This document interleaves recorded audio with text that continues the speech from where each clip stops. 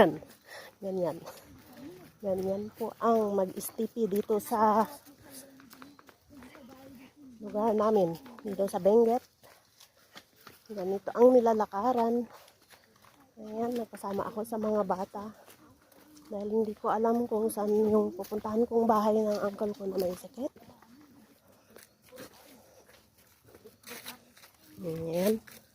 For the meantime, mag-sightseeing tayo. Ayan, ang ganda ng view.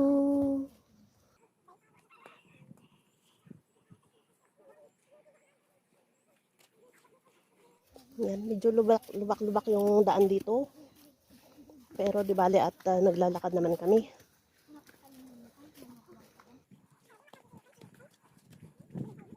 Adayo gayam.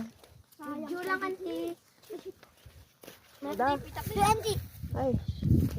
Thank you. Ayan, ginagayad ako ng mga bata. Ayan, pagbungad pa lang namin sa bahay, marami nang tahol ang aso. Ayan, dyan ako takot sa aso. Ayan na yung bahay na aking pupuntahan. Ay, isa, wada si siya. Namagon ko na. Hello, auntie! Malak man pa siya. Sa akin ang DBS yun man gross cutter si Abi. Hello uncle, man bulingat mo si Makadam. Ayan man anido iman si uncle baw. Anido si GC, asawa nun Pilipi. Nay di saba. What say inalak. Tamangan kasaba. Ayan, pagkatapos kong explainan sina uncle at auntie, ay gusto nilang gumamit ng intra juice.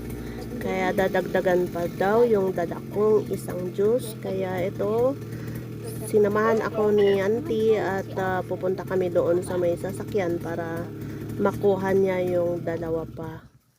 So, bali, 3 intra yung kanilang kukunin dahil malayo daw sila sa amin. Naiman si auntie si intra, tapadasan daan uncle. Ayan. Padasin.